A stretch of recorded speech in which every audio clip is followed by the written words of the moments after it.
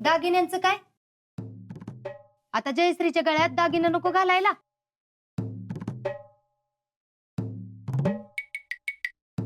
तिला अशीच लंकेची पार्वती करून कशी घालवायची सासरी? तिच्यासाठी केलंच ना 3 तोळ्याचं दागिनं, तेच घालूयात. काय नुसतं 3 तोळ? गावातल्या देशमुखांची सून होणार आहे ती, मग असं करून कसं चालेल?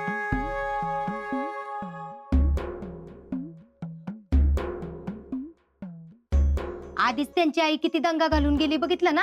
अगं, पण पुढं बी करूच की. मी नाही कुठं म्हटलंय सणासुदीला कार्यक्रमाला तिला दागिनं घालू. हा कुठं लांब आहे ती? होय समाधान्या, हे चांगलं आहे बघ. आपल्याला होईल तसं घालू तिला. आणि तसं बी आता लग्न काय सोन्याचं अडले का? ती काय नाही. मी तर म्हणती नाही म्हणलं तर कमीत कमी 10 तोळ तरी दागिनं पाहिजेत पोरगीच्या अंगावर.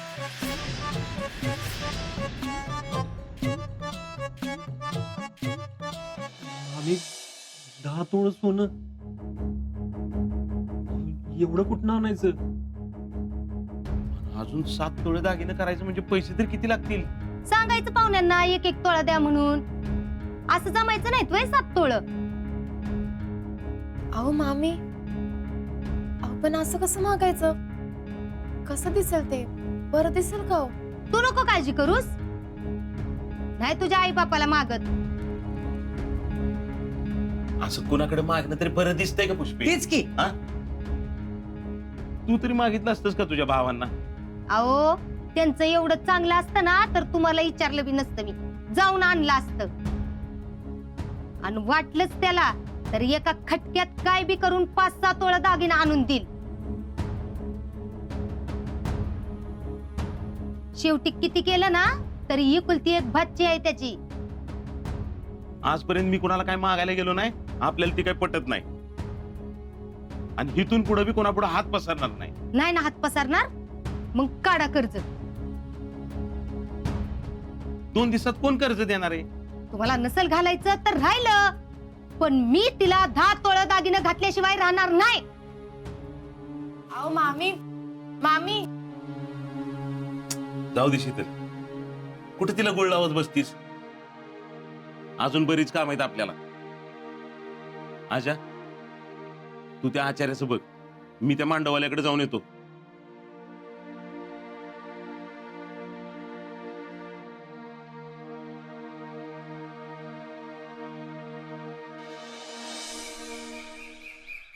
बर का ग, ऐका, लग्न हिथं दारातच घेतलंय. म्हणजे मांडव दारातच घालून सगळं हिथंच करायचं ठरलंय. तेव्हा जरा उद्यापासून मला मदत करायला लागायला या बर का. पुष्पा, ही काय सांगायची गोष्ट आहे वेग? हा ती तर आहेच की. होय ग पुष्पा, तू तर म्हणली होतीस की जयश्रीचं लग्न चांगलं धुमधडाक्यात करायचं म्हणून. आणि मग हे असं अचानक 2 दिवसात? आता काय सांगायचंय बाई. अहो भैया तर कवादरनं म्हणत होते करू करू म्हणून, पण आता म्हणले नको लय पुढे ढकलायला, लगेच करून टाकू. म्हणजे साधच करू पण आपलं करून टाकू म्हणले.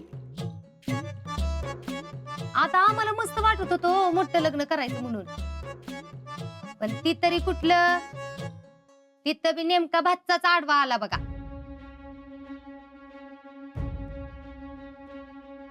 भाचा आडवा आला म्हणजे? म्हणजे तसं नाही, आता त्यांना परत काश्मीरला जायचंय ना.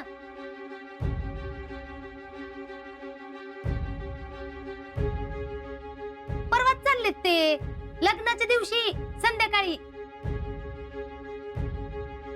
आता ते आल्याचे तर म्हणलं लग्न करूनच जावा, म्हणून मग एवढ्या लवकर लग्नाचा निर्णय घेतला. आता आमच्या जयडीचा लय जीव हो त्यांच्यावर. होय ग, दागदागिन्याचं काय केलंस?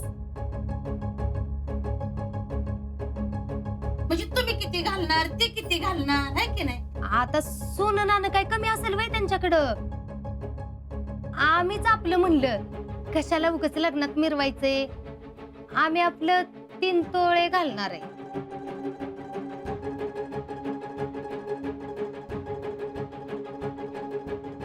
अगं बया, फक्त 3 तोळेच होय? अग माझी मस्त इच्छा होती पोरगीला चांगली दागदागिन्यांनी मडवावी म्हणून, पण कुठलं काय बाई, परिस्थितीच्या पुढं कुणाचं काय चालतं का? ती म्हणतात का नाही, सगळ्याच सोंग आणता येतं पण पैशाचं नाही आणता येत.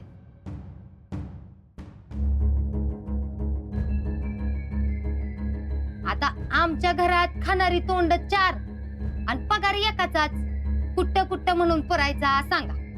नाही म्हणजे अजिंक्यांचा बी असेल की पगार? त्यांचा बी आहे तसा आणि चांगलाच असणार आहे म्हणा, पण मी नाही बाई त्यांना कधी काही विचारलं.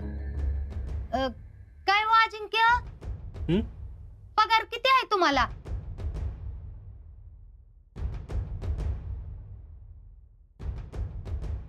काय म्हणलं मम्मी? अहो काय नाही, आम्ही आपलं बोलत होतो तर सुमीच म्हणली की आर्मीत पगार किती असतोय. हाय की 35,000 आहे की.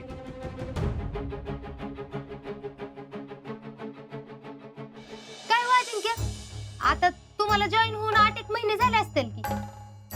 होय 8 महिने झाले. हा म्हणजे नाही नाही म्हणलं तरी 2-2.5 लाख रुपये तर असतील की तुमच्या खात्यावर. असं कसं एवढं शिलकीला असतात वय तवा? अगं त्याचा पण काहीतरी खर्च असल, एवढं नसतेलीच. अहो आता शीतल तर इकडच असती, तिचा सगळा खर्च आम्हीच बघतो. अजिंक्य तर तिकडे आर्मीत असतात ना, त्यांचा सगळा खर्च आर्मी बघती, मग कसला खर्च आलाय तवा?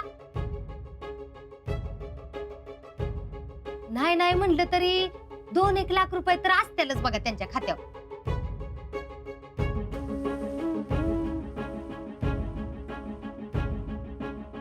म्हणजे मला काही माहित नाही, पण मी आपलं म्हणते नुसतं. नाही का हो अजिंक्य? होय आहेत की. आणि कधी खर्च करायचा संबंध झाला नाही ना. नाही एवढं असेल तर मग करल की लग्नात काहीतरी लेडीच्या. आता आपण स्वतःहून विचारणं ती काय बरं दिसतंय का? त्यांच्या मर्जीने त्यांनी केलं तर खरं.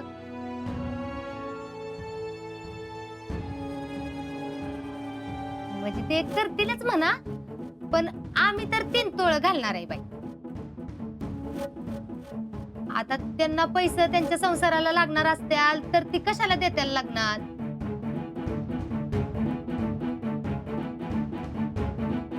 काय त्यांना शेविंग करायचं असेल, आता नवरा बायकोच्या मनात काय आहे कुणास ठाऊक बाई.